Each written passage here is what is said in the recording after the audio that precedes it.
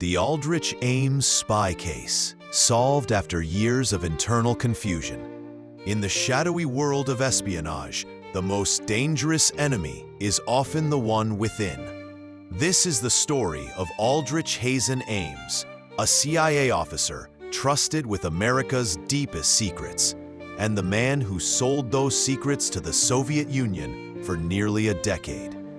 A betrayal so devastating, it led to the deaths of CIA assets, crippled U.S. operations, and exposed weaknesses deep inside American intelligence. Yet what's most shocking is not just the betrayal, it's how long it took to uncover him.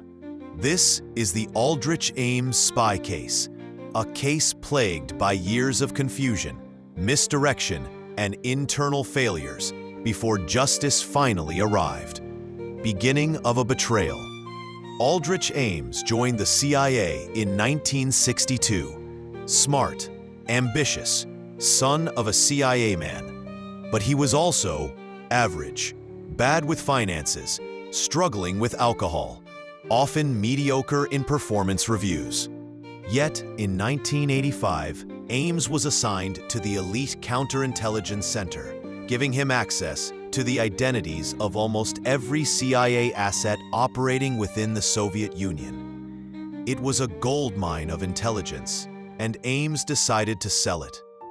On April 16, 1985, he walked into the Soviet embassy in Washington, D.C., and volunteered to spy for them. With that single step, history changed. Soviet spies begin to die.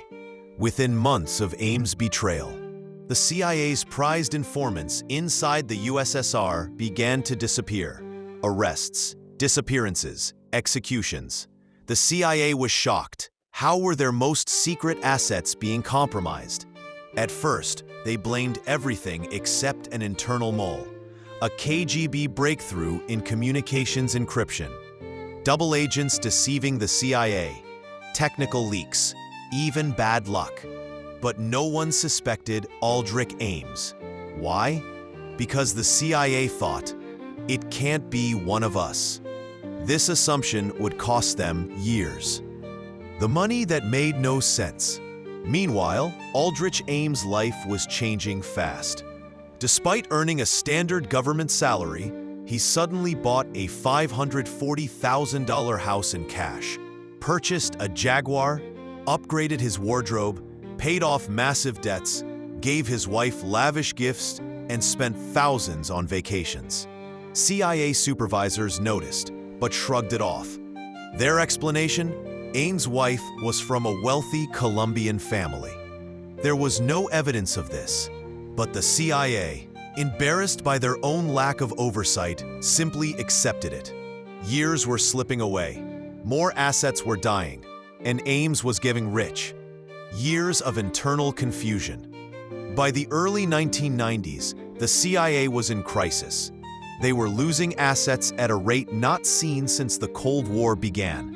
Internal investigations were launched, but instead of looking inward, they looked outward. They suspected a leak in the NSA, a breach in satellite intelligence, a mole inside the FBI, or a technical compromise by the KGB. Every possibility except the obvious one. This misdirection allowed Ames to continue his betrayal for 9 years.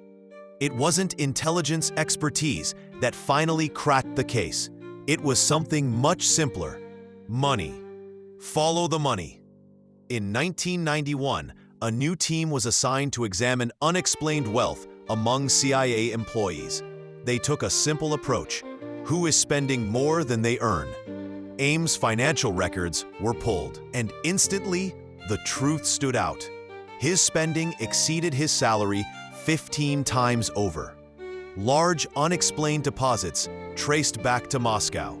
Cash transactions impossible to justify. This time, the CIA couldn't ignore it.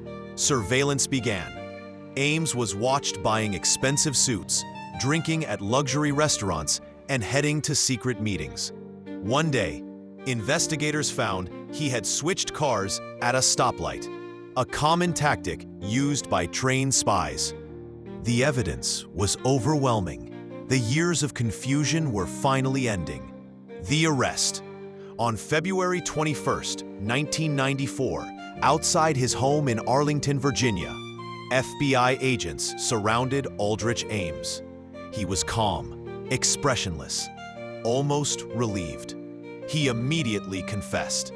Ames admitted he had been working for the Soviet Union and later Russia since 1985. His betrayal had led to the deaths of at least 10 CIA assets, possibly more. He had delivered over 100 classified documents, including U.S. spy networks, operations, and counterintelligence strategies. The damage was catastrophic. Ames was sentenced to life in prison without parole. His wife received a 5-year sentence for assisting in the money laundering. Aftermath and shockwaves. The Ames case shattered the CIA's confidence.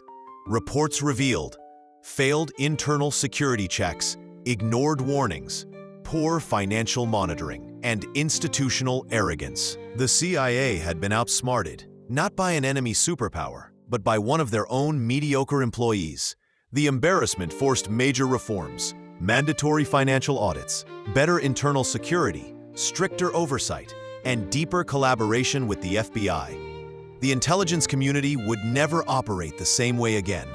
Conclusion: Aldrich Ames was not the most brilliant spy. He was not the most skilled. He was not even subtle. But he understood one thing: institutions often refuse to suspect their own. For 9 long years, that blind spot allowed him to run one of the most devastating intelligence betrayals in American history. The Aldrich Ames case is a chilling reminder that sometimes the greatest threat doesn't come from foreign enemies, but from the silence, denial, and confusion within.